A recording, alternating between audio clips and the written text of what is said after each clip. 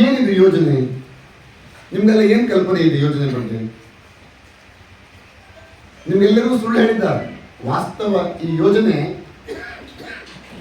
ಶರಾವತಿ ಈಗಿರ್ತಕ್ಕಂಥ ಟೇಲ್ರಸ್ ಯೋಜನೆ ಏನಿದೆಯಲ್ಲ, ಇದರ ಒಳಭಾಗದಲ್ಲಿ, ಹಿಂಭಾಗದಲ್ಲಿ ನೀರು ನಿಂತ್ಕೊಂಡಿರ್ತದಲ್ಲ, ಆ ಭಾಗದಲ್ಲಿ ನೀರಿನ ತಳಮಟ್ಟದಿಂದ ಅಂದರೆ ಭೂಮಿಯ ಭಾಗದಿಂದ 500 ಮೀಟರ್ ಕೆಳಭಾಗಕ್ಕೆ, ಅಂದರೆ ಅರ್ಧ ಕಿಲೋಮೀಟರ್, 1000 ಮೀಟರ್ಗೆ 1 ಕಿಲೋಮೀಟರ್ ಅಲ್ವಾ, ಆ ಭೂಮಿಯ ತಳಭಾಗದಿಂದ 500 ಮೀಟರ್ ಕೆಳಭಾಗದಲ್ಲಿ ಸುರಂಗವನ್ನು ತೆಗಿತಾರೆ. 16 ಮೀಟರಿನ 2 ಸುರಂಗ, ಅದನ್ನು ಮೇಂಟೈನ್ ಮಾಡಲಿಕ್ಕೆ 10 ಮೀಟರ್ನ 1 ಸುರಂಗ, ಒಟ್ಟು 120 ಫೂಟ್ ಆಗ್ತದೆ. ಫೂಟ್ ಲೆಕ್ಕದಲ್ಲಿ ಹೋದರೆ ಅಷ್ಟು ದೊಡ್ಡ ಸುರಂಗವನ್ನು ತೆಗೆಯುವುದು 7 ಕಿಲೋಮೀಟರ್ ವಾಪಸ್ಸು ಎಲ್ಲಿ ತಳಕಡಲೆಗೆ ಬೆಟ್ಟದ ಮೇಲ್ಭಾಗ ಆಯಿತು ಅಲ್ವಾ. ಅಲ್ಲಿಗೆ ಹೋಗ್ತಾ 500 ಮೀಟರ್ ಬುಡದಲ್ಲಿ 0 ಇಟ್ಕೊಂಡ್ರೆ ಮುಂದೆ ಹೋಗ್ತಾ ಹೋಗ್ತಾ ಮತ್ತೆ ಡೌನ್ ಆಗಬೇಕು, ನೀರು ಸಾರಾಗವಾಗಿ ಹೋಗ್ಬೇಕಾದ್ರೆ 1,500 ಮೀಟರ್, 1.5 ಕಿಲೋಮೀಟರ್, ಅರ್ಥ ಮಾಡ್ಕೊಳ್ಳಿ, 1.5 ಕಿಲೋಮೀಟರ್ ಡೌನ್ ಆಗಿ ಹೋಗ್ತದೆ. 7 ಕಿಲೋಮೀಟರ್ ಉದ್ದ. ಇದನ್ನು ನಿಮ್ಗೆ ಎಲ್ಲೂ ಹೇಳೋದಿಲ್ಲ ಅವರು. ಅವತ್ತು ಪಬ್ಲಿಕ್ ಹಿಯರಿಂಗ್ ಸಂದರ್ಭದಲ್ಲಿ ಅದನ್ನು ತೋರಿಸಿದ್ರು. ಎಷ್ಟು ನೀವು ಗ್ರಹಿಸಿದ್ರು ಅನ್ನೋ ಗೊತ್ತಿಲ್ಲ. ಅದನ್ನು ಹಾರಿಕೆ ಮಾಡಿ ತೋರಿಸ್ಬಿಡ್ತಾರೆ ಅವರು. ಅದನ್ನು ವಾಸ್ತವವಾಗಿ ಹೇಳ್ತಾ ಇಲ್ಲ, ಚಿತ್ರವನ್ನು ತೋರಿಸಿದ್ರು. ನಿಮ್ಗೆ ಎಷ್ಟು ಅರ್ಥ ಆಗಿದೆಯಲ್ಲ ಗೊತ್ತಿಲ್ಲ. ಅಲ್ಲಿ ಹೋದ ನಂತರ ನೀರನ್ನ ಸ್ಟೋರ್ ಮಾಡ್ತಾರೆ. 0.32 ಅಂದ್ರೆ ಬಹುಶಃ 3.2 ಅಂದ್ರೆ ಅಷ್ಟು TMC ನೀರನ್ನು ಅಲ್ಲಿ ಇಟ್ಕೊಳ್ತಾರೆ, ಸ್ಟೋರ್ ಮಾಡ್ತಾರೆ. ವಿಚಾರ ಮಾಡಿ, ಈಗಿರ್ತಕ್ಕಂಥ 54 ಮೀಟರ್ ಇರ್ತಕ್ಕಂಥ ಶರಾವತಿ ಟೇಲ್ರಸ್ನಲ್ಲಿ ಇಲ್ಲಿ 3.5 TMC ನೀರು ಇಲ್ಲೂ ಇರೋದಿಲ್ಲ. ಈಗ ನಿಲ್ಲಿಸಿದ್ರು ಸಹ 3.5 TMC ನೀರಿಲ್ಲ ಅಲ್ಲಿ. 0.37 ಅಷ್ಟು ಪ್ರಮಾಣ ನೀರು ಸಹ ಈಗ ಇಲ್ಲಿಲ್ಲ. ಒಂದ್ಸಲ ನಾವು ತಕೊಂಡು ಹೋಗ್ತೀವಿ ಅಂತ ಆದರೆ ಒಪ್ಕೊಳ್ಳೋ, ಅದ್ರ ಕೆಳಗಡೆ ಹರಿಯುವ ನೀರು ಏನಾಗ್ತದೆ ಅವಾಗ? ಅವರದ್ದು ಉತ್ತರ ಹೇಳ್ತಾರೆ, ಅದು ಹೋಗಿ ಬರ್ತಾ ಇರ್ತದೆ ಮತ್ತೆ ನಾವು ಬಿಡ್ತಾ ಇರ್ತೇವೆ ಅಂತ ಹೇಳಿ. ಒಂದ್ಸಲ ಮಾತ್ರ ಹೋಗ್ಲಿಕ್ಕೆ ಅಷ್ಟು ಬೇಕು, ಆಮೇಲೆ ಬೇಕಾಗೋದಿಲ್ಲ ಅಂತ ಹೇಳ್ತಾರೆ. ಇದೇ ಶರಾವತಿ ಟೇಲ್ರಸ್ ಹಿಂದೆ ಆದ ಸಂದರ್ಭದಲ್ಲಿ, ಆಗುವ ಸಂದರ್ಭಕ್ಕೆ ಮುಂಚೆ ಯಾವ ರೀತಿ ನೀರಿನ ಹರಿವಿತ್ತು ನಮ್ಮಲ್ಲಿ ಇತ್ತಲ್ವಾ? ಈಗ ಆ ನೀರಿನ ಹರಿವು ಇದೆಯಾ? ನೀವೆಲ್ಲ ಈಗ ನದಿಯ ದಡದಲ್ಲಿ ವಾಸಿಸ್ತಾ ಇದ್ದೀರಲ್ಲ, 25 ವರ್ಷಗಳ ಹಿಂದೆ, ಅದರಿಂದ 20 ವರ್ಷ, 82ನೇ ಇಸ್ವಿಯಿಂದ ಪ್ರಾರಂಭ ಆದಂಥದ್ದು. 84ರಲ್ಲಿ ಅಧಿಕೃತವಾಗಿ ಒಂದು ಹಂತಕ್ಕೆ ಶುರುವಾಯಿತು. 86ರಲ್ಲಿ ಒಂದು ಪೂಜೆ ಆಯಿತು. ನಮ್ಮ ತಂದೆಯವರೇ ಪೂಜೆ ಮಾಡುವಂಥವ್ರು.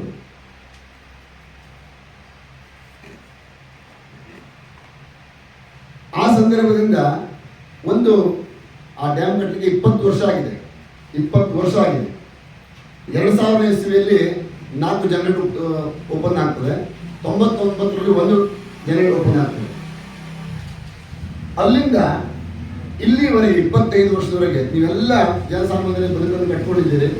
ನೀರಿನ ಹರಿವು ಹೇಗಿದೆ? ಡ್ಯಾಮ್ ಆಗುವ ಮುಂಚೆ ಹೇಗಿತ್ತು, ಆದ ನಂತರ ಹೇಗಿದೆ? ಕಡಿಮೆ ಆಗಿಲ್ವ ಪ್ರಮಾಣ?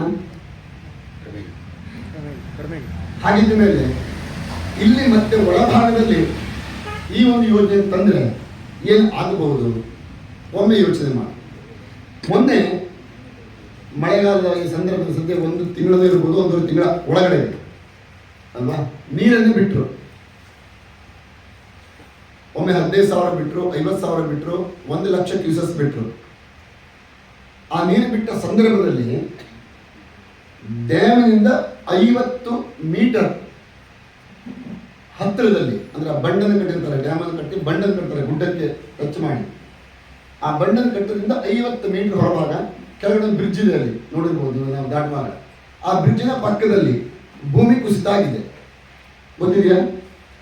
ನೋಡಿದ್ದೀರಾ? ಅದನ್ನು ಜಾಸ್ತಿ ಮಾಧ್ಯಮದಲ್ಲಿ ಬರಲಿಕ್ಕೂ ಬಿಡಲಿಲ್ಲ. ಯೋಚನೆ ಮಾಡಿ, ಮಾಧ್ಯಮದಲ್ಲಿ ಬರಲಿಕ್ಕೂ ಬಿಡಲಿಲ್ಲ. ಯಾಕಂದ್ರೆ ಬಂತು ಅಂತ ಜನ ಹೋಗಿ ಹೊಡಿತಾ ಇರೋದು. 50 ಮೀಟರ್ ಇಲ್ಲ, ನೀವು ಹೋಗಿ ಪ್ರತ್ಯಕ್ಷ ಇವತ್ತು ನೋಡಬಹುದು, ಸಾಕ್ಷಿ ಇದೆ. ಅದೇ ಮುಚ್ಚಳಿಕೆ ವ್ಯವಸ್ಥೆ ಮಾಡ್ತಾ ಇದ್ದಾರೆ. JCB ಕೆಲಸ ನಡೀತಾ ಉಂಟು ನಿನ್ನೆ ಮೊನ್ನೆ ಎಲ್ಲ. ಗೊತ್ತಾದ್ರೆ ಮತ್ತೆ ಸಮಸ್ಯೆ ಆಗುತ್ತಲ್ಲ, ತನಿಖೆ ನಡೆದ್ರೆ ಸಮಸ್ಯೆ ಆಗ್ತದಲ್ಲ. ಅದೇ 50 ಮೀಟರ್ ಕೆಳಗಾದಂಥ ಆ ಭೂಕುಸಿತ, ಆ ಬಂಡನ್ನು ಕಟ್ಟಿರ್ತಾರೆ. ಕಾಂಕ್ರೀಟ್ ಹಾಕಿದ ನಂತರ ಗುಡ್ಡಕ್ಕೆ ಸೇರಲು ಬಂಡನ್ನು ಕಟ್ತಾರೆ. ಒಂದು ಬ್ರಿಡ್ಜ್ ಮಾಡಿದಾಗ ಕೆಳಗಿಳಿಸ್ಲಿಕ್ಕೆ ಹೇಗೆ ಕಟ್ತಾರೋ ಪಕ್ಕದಲ್ಲಿ, ಕುಸಿದು ಹೋಗಬಾರ್ದು ಅಂತೇಳಿ.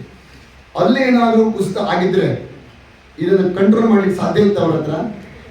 ಒಂದ್ಸಲ ನೀರು ಲೀಕೇಜ್ ಆಯಿತು ಅಂತಾದರೆ ಕಂಟ್ರೋಲ್ ಮಾಡ್ಲಿಕ್ಕೆ ಸಾಧ್ಯ ಇದೆಯಾ? 54 ಮೀಟರಿನ ಆ ಡ್ಯಾಮಿನ ನೀರು ಒಂದ್ಸಲ ಬಂದರೆ ಇಡೀ ಹೊನ್ನಾವರ ಅರ್ಧ ತಾಲೂಕು ಮುಳುಗಿ ಹೋಗ್ತದೆ. ಅದು ಕಲ್ಪನೆ ಯಾರಿಗೂ ಇಲ್ಲ. ಎಷ್ಟು ನೀರು ಬರುತ್ತೆ ಅಂತ ಹೇಳಿ ಬಹುಶಃ ನಿಮಗೂ ಗೊತ್ತಿದೆಯಲ್ವೋ, ಎಲ್ಲ ಕಡೆ ಮಾರ್ಕ್ ಮಾಡಿಟ್ಟಿದ್ದಾರೆ ಅವರು. ನೋಡಿದ್ದೀರಾ? ಇಷ್ಟು ನೀರು ಬಿಟ್ಟಿಲ್ಲ ಬರುತ್ತೆ, ಇಷ್ಟು ನೀರು ಬಿಟ್ಟಿಲ್ಲ ಬರುತ್ತೆ ಅಂತ ಹಾಕಿದ್ದಾರೆ. ಆದರೆ ಡ್ಯಾಮ್ ಹೊಡೆದ್ರೆ ಎಲ್ಲಿ ತನಕ ಬರುತ್ತೆ ಅಂತ ಗೊತ್ತಿದೆಯಾ? ಅದು ಯೋಚನೆ ಮಾಡಬೇಕಲ್ಲ. ಒಮ್ಮೆ ನೀರು ಬಂದರೆ ಎಲ್ಲಿ ತನಕ ಬರ್ಬೋದು? ಆಯ್ತು, ಅದು ಒಡೆದು ಹೋಗಿದ್ರೆ ಏನಾಗ್ತಿತ್ತು ಕತೆ?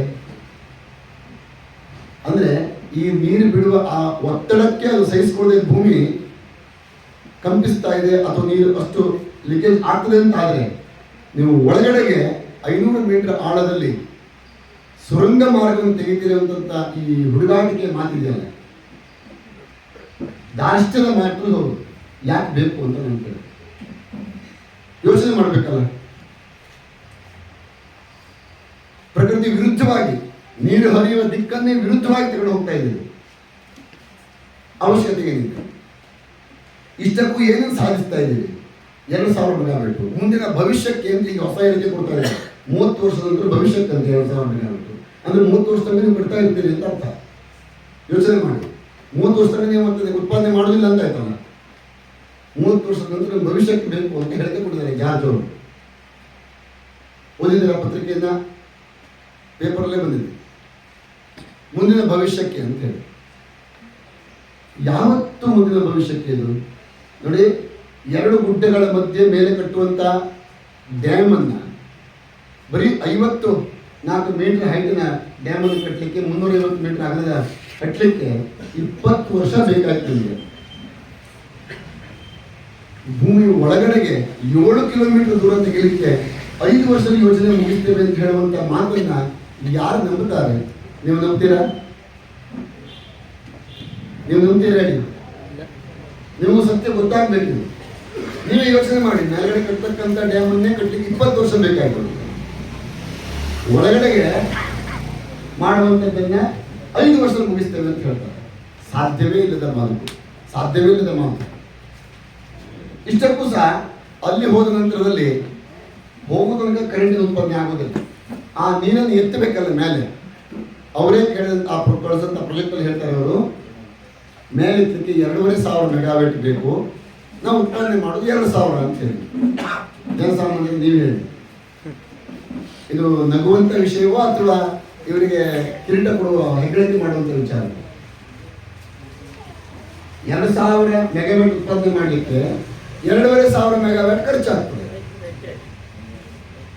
200 ಮೆಗಾವಾಟ್ ಎಲ್ಲಿ ತರ್ತಾರೆ? ಯೋಚನೆ ಮಾಡಿ. ಮೈನಸ್ ಅಲ್ವಾ ಅದು? ಯಾವ IAS ಅಧಿಕಾರಿ ಯಾವ ಕೂತ್ಕೊಂಡು AC ರೂಮ್ ಕೂತ್ಕೊಂಡು ಬರುವಂಥ ಪ್ರಾಜೆಕ್ಟ್ ಗೊತ್ತಿಲ್ಲ. ಅವ್ರು ಬರಬೇಕು, ನಮ್ಮ ಹಾಗೆ ಬೀದಿಗೆ ಬರಬೇಕು. ಬಂದರೆ ಗೊತ್ತಾಗ್ತದೆ ಅವರಿಗೆ. ಬಿಸಿಲು, ಮಳೆ, ತಾಪ, ಚಳಿ ಎಲ್ಲ ತಾಗಬೇಕು ಅವ್ರಿಗೆ. ಅದು AC ಕೂತ್ಕೊಂಡ್ರೆ ಪ್ರಯೋಜನ ಇಲ್ಲ. ಇಲ್ಲಿ ಬರಬೇಕು, ಆವಾಗ ಗೊತ್ತಾಗ್ತದೆ ವಾಸ್ತವ ಏನು ಅಂತೇಳಿ. ಪ್ರಾಜೆಕ್ಟ್ ಬರೀಬೇಕಾದ್ರೆ ಸರಿ. ಆ 2500 ಮೆಗಾವಾಟ್ ಅನ್ನು ಅವರು ಸೌರ ವಿದ್ಯುತ್ತನ್ನು ಮತ್ತು ವಿಂಡ್ ಮಿಲ್ಲನ್ನು ಬಳಸ್ತೇವೆ ಅಂತ ಹೇಳ್ತಾರೆ. ಯೋಚನೆ ಮಾಡಿ.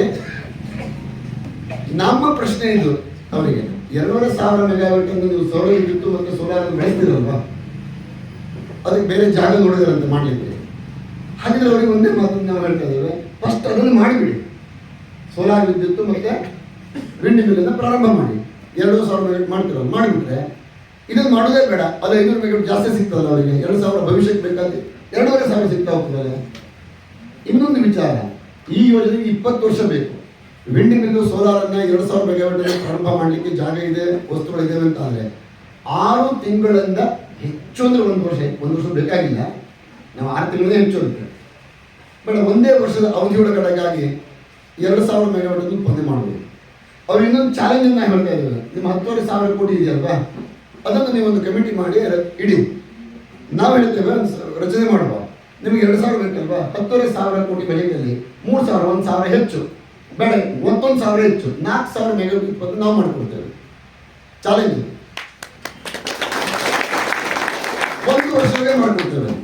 ನೋಡಿ, ಒಬ್ಬ ವ್ಯವಹಾರಸ್ಥ ಅಂತಾದ್ರೆ ಯೋಚನೆ ಮಾಡ್ತಾನಲ್ವ, ನಾನು 10,000 ಕೋಟಿ ಹಾಕ್ತೇನೆ ಅಂತಾದರೆ ಅದು ಇನ್ಕಮ್ ಜನರೇಟ್ ಆಗಬೇಕು.